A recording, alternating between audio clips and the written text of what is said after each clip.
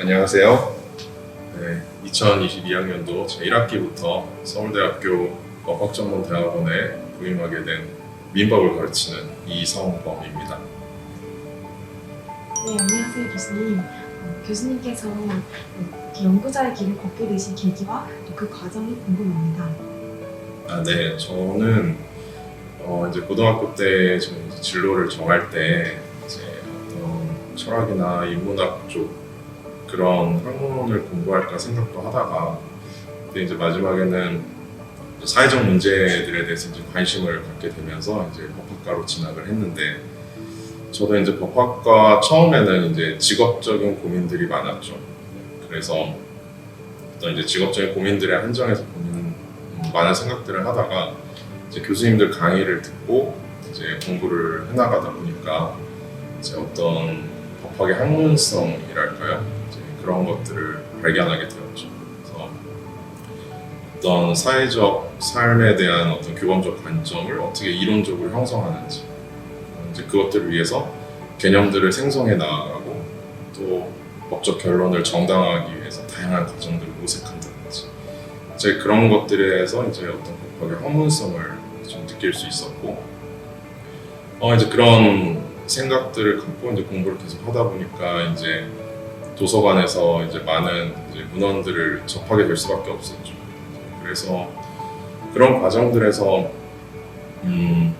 이제 뭐 혹자는 이제 학문의 시작을 어떤 기존의 전통이나 어떤 학문 체계에 대한 이제 비판으로부터 시작하는 것으로 볼 수도 있겠지만, 네, 저 같은 경우는 이제 개인적인 경험에 비춰보면 일단 기존의 것들, 선학들이 하셔놓았던 이제 문헌들에 대한 어떤 경탄이랄까요, 네, 그런 그러니까 놀라움과 그런 것들로부터 이제 제 학문적인 어떤 길에 대한 생각이 좀 굳어졌던 것 같습니다. 저는 이제 그런 경탄으로부터 시작하는 것이 굉장히 중요하다는 생각을 하는데 왜냐하면 일단 그렇게 되고 싶은 마음이 생기거든요. 그러니까 동화되고 싶은 마음이 생겨나고 이제 그런 과정에 있어서 나도 이렇게 좀 닮아가고 싶다. 이제 그렇게 하는 것이 이제 지금 와서 또 돌이켜 보면 어떤 학문적 상호작용의 시작이 아니었나 그렇게 생각을 하고 있습니다. 그러면 그 연구자의 길을 걷게 되면서 또 유학을 결심하시게 된 계기와 그 많은 나라 중에서도 독일로 유학을 가시게 된 계기가 궁금합니다. 네, 저 같은 경우는 이제 그 학부 시절에 이제 법학에 대한 이제 관심을 갖게 되면서 이제 그 이론과 관련된 책들을 읽게 되는데 이제 보통 이제 번역서들을 많이 읽게 됐었어요. 그래서 우리나라의 기본적으로 이제 독일 법이론과 관련해서 이제 번역된 책들이 많이 존재했고 이제 그런 것들을 보면서 이제 좀 독일 법이론이 갖고 있는 어떤 특유의 어떤 분석적인 면과 또 진지함, 제가 예전에 그렇게 느끼기에는 굉장히 진지하다 이런 생각들을 많이 했었는데 이제 그런 이제 독일 법이론에 대한 이제 생각을 갖게 되면서 점점 이런 원문을 좀 읽어가고 싶다 이런 생각을 하게 됐죠. 그래서 대학원에 가서 이제 독일어를 시작하게 됐고 그러면서 이제 대학원에서 이제 석사학위 논문을 작성할 때는 이제 제가 민법학에 관련된 한 독일 이론을 우리나라 법제에서 수용할 수 있는지에 관한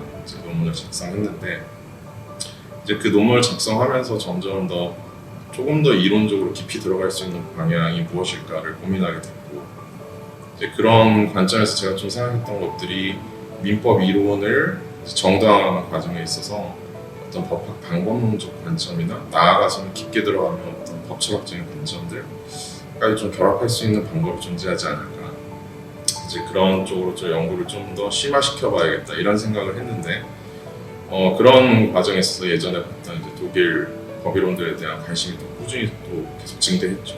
그래서 결국은 이제 박사과정을 다니면서 제가 독일에 가서 그 독일 법 이론 체계를 좀 더 직접적으로 경험해봐야겠다 그런 생각이 들어서 독일 유학을 결심했던 것이죠. 그러면 교수님께서는 어떻게 세부 전공과 지도 교수님을 정하게 되셨는지 여쭤보실 수 있나요? 저 같은 경우는 이제 민법학을 하게 된 계기는 처음에 공부하면서 그 개념들이 굉장히 뭐랄까요 좀 크게 다가왔던 것이죠. 그러니까 뭐 예컨대 뭐 법률 관계랄지, 법률 행위랄지, 뭐 의사 표시, 뭐 부당이득 등등등 이제 이런 개념들을 가지고 사회적인 삶을 설명하고 또 그 개념들 가지고 논리적으로 정치하게 결론을 풀어가는 모습들에 좀 매료가 됐던 것 같고, 그래서 이제 민법학을 하게 되었고, 또 이제 그런 개념들에 대한 이론적 접근이 어떻게 보면 어떤 우리 사인 간의 어떤 사회적 삶에 대한 한 단면을 좀 진지하게 접근하는 방향이 아닐까, 그런 생각이 이제 깊어지면서 이제 민법학을 계속 공부하기로 결심했던 것이죠. 그러면서 이제 지도 교수님을 만나는 과정은 제가 생각할 때는 지도 교수님은 굉장히 다양하게 정할 수 있죠. 우리가 뭐 다양한 이야기들을 들을 수 있고, 무슨 다양한데 제 개인적인 경험에만 국한해서 이야기를 하면, 저 같은 경우는 기본적으로 그 제가 갖고 있던 문제의식과 관련된 이제 문헌들을 쓰셨던 분들, 그리고 물론 이제 제 학교 내에서였겠죠. 당연히 학교 내에서.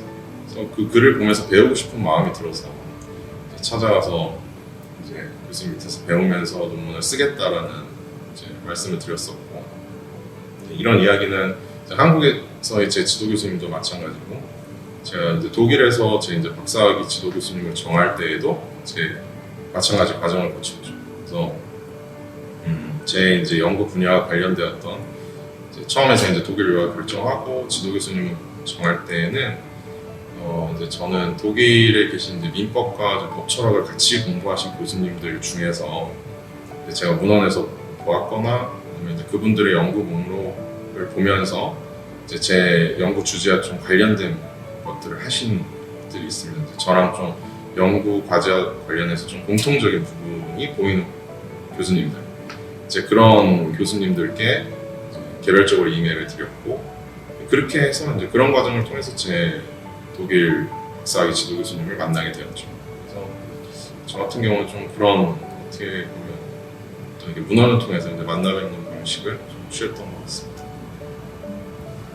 그럼 유학생활 중에 학비나 생활비에 관한 그런 경제적인 문제는 혹시 없으셨나요? 법학 유학을 위한 장학 제도가 잘 마련되어 있는지 궁금합니다. 일단 독일은 보통은 기본적으로 국립대학이고, 그런 측면에서 좀 우리나라와 좀 다른 측면이 존재하죠. 그리고 우리나라가 기본적으로 말하는 학비라는 개념은 독일에는 없다고 생각하는 게 맞고요. 네. 그래서 독일 같은 경우는 이제 제가 다닐 때 이제 한 학기 처음 시작할 때 보통 한 30만 원, 우리나라 돈으로 40만 원 정도를 냈던 것 같은데 지금 정확히 얼마인지 모르겠지만, 그렇게 내면은 이제 거기서도 이제 그 비용을 내면 이제 한 학기 동안 대중교통을 이용할 수 있는 티켓이 나오고, 기차나 그런 것들, 트램이나 이런 것들을 이용할 수 있죠. 그러니까 실질적으로 학교에 지출하는 비용은 그렇게 크다고 볼 수는 없는 것이죠. 그래서 결국은 독일 유학에서 결정적인 것은 이제 생활비 조달의 문제일 것이고, 이제 저 같은 경우는 이제 개인적으로는 제가 이제 그 지도 교수님을 정하고 이제 좀 급하게 유학을 떠나게 돼서 많은 정보들을 취합하지 못하고 떠난 면이 있었어요. 그래서 독일 가서 이제 처음에 좀 자비를 충당하면서 나중에 이제 독일 지도 교수님께서 이제 마련해주신 장학금 같은 걸 좀 받긴 했지만, 근데 제가 이제 혹시 독일 유학을 생각하고 계시는 분들에게 추천하고 싶은 것은 좀 미리 그 장학금에 관한 정보들을 좀 알아보실 필요가 있다, 그런 생각이 들고, 또 이제 우리나라에서 이제 독일 학술교류처 사이트 같은 데 들어가면 거기에 굉장히 많은 정보들이 잘 정리가 돼 있어요. 다양한 재단들에서 이제 독일 박사과정 유학을 이렇게 지원하는 장학금 프로그램이 많기 때문에 이제 그 사이트를 한번 찾아보시는 게 굉장히 도움이 될 것입니다. 그래서 독일 같은 경우는 또 학생들에게 전반적인 생활과 관련해서 좀 할인되는 부분들도 많고, 뭐 예컨대 신문 구독을 하나 하더라도 학생들의 신문 구독료는 다르니까요. 네. 그래서 여러모로 좀 장학금 정보를 잘 취합하신다면 그렇게 크게 어려움 없이 유학생활을 하실 수도 있지 않을까, 그런 생각이 듭니다. 그럼 최근 교수님께서 가장 관심을 가지고 연구하고 계신 주제는 무엇인지 궁금합니다. 그러니까 뭐 제가 특별한 주제에 한정해서 말씀드리기보다는 좀 일반적인 관점에서 말씀드리면 어떤 이제 민법과 관련해서는 특히 채권법 분야가 그렇긴 한데 기본적으로 기존의 우리 민법 도그마틱은 두 당사자의 어떤 양극적 대립을 전제로 해서 그런 법리들을 펼쳐가고 있는데 근데 저는 기본적으로 좀 민법에 있어서 민법상 제3자적 관점이 등장하는 부분들 그래서 그런 기존의 도그마틱의 예외를 계속 펼쳐 나가는 부분들에 좀 관심을 기울이고 있습니다.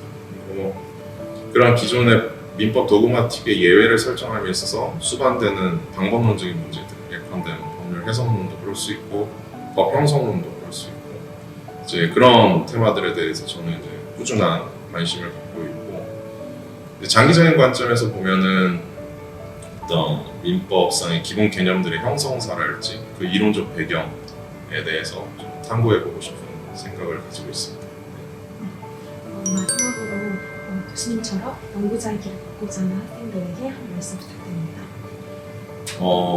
네, 사실은 저도 연구자의 길을 들었은 지 오랜 시간이 지난 사람은 아니고 그래서 이제 많이 공부하시는 분들께서 저를 보면 아직 이제 같이 시작했다고도 볼 수 있는데 이제 제가 지금 이제 드리는 말씀은 이제 제 스스로에게도 하는 이야기임을 먼저 고백하면서 저는 그런 생각을 종종 하는데요. 법학이란 우리가 실천학문이라고 이야기하고 우리가 현실을 다룬다고 이야기하고 그리고 우리는 끊임없이 법학 연구를 하면서 주어진 것들과 대결하게 됩니다. 예컨대 성문 법률이라든지 성문 법전, 자료들 많죠. 판례, 기존의 도그마틱들 많죠. 근데 그런 이제 우리 계속 끊임없이 그런 현실과의 관계에 있어서 고민을 하게 되는데 또 이제 약간 바꿔서 생각해 보면 현실과 규범적 명제, 그러니까 법적 명제의 관계를 따지다 보면은 우리가 현실로부터 직접적으로 과연 법학적인 논리나 명제들이 직접 도출되는지에 대해서는 좀 회의적인 시각이 있죠. 그러니까 어떤 법적 명제를 구성함에 있어서는 기본적으로 관념적 성격과 그 자체로 어떤 규모적 정당화를 수반하게 되죠. 근데 그런 과정만 초점을 맞춰서 보면 그런 과정 하에서는 되게 역동적이고 창조적이면서 어떤 의미에서는 굉장히 또 낭만적인 부분도 있다고 생각이 들어요. 그래서 연구자로서 그런 부분에 초점을 맞추는 것이 좀 좋지 않을까. 근데 그런 것들은 결국은 자기 자신만의 문제의식을 얼마나 갖고 있는지 그런 결국 문제가 될 것 같아요. 자신 고유의 문제의식을 갖는 것이 중요할 것 같고 제가 지금까지 오랜 시간을 하진 않았지만 항상 연구의 과정에 있어서는 어떤 우리가 학문의 즐거움은 굉장히 큰 것이지만 저는 그걸 괴로운 즐거움이라고 부르고 싶은데 항상 괴로움이 따르죠. 그리고 불안함도 따르고요. 그래서 어떤 거대한 지적 어떤 건축물들을 보게 되면 내가 한 것이 과연 맞는지 항상 그런 의문이 드는데 이제 헤겔과 같은 경우 그런 제가 문장을 읽은 적이 있는데 정신의 힘이라는 것은 표출하는 만큼 커지고 그리고 그 자신을 스스로 내던지는 만큼 깊어진다고 했는데 그러니까 저는 그게 하나의 경로로 받아들이고 있어요. 그것을. 그래서 아무리 우리가 연구를 해나가는 과정 자체가 어려움과 그런 고통이 뒤따르겠지만 그래도 이런 자신의 문제의식을 관철시키겠다라는 의지를 가지고 우리가 하다 보면 좋은 결과에 이를 수 있지 않을까 그렇게 생각하고 그런 말씀을 드리고 싶고 저에게도 그런 말을 꼭 하고 싶습니다. 네, 이상입니다. 감사합니다. 네, 감사합니다. 네.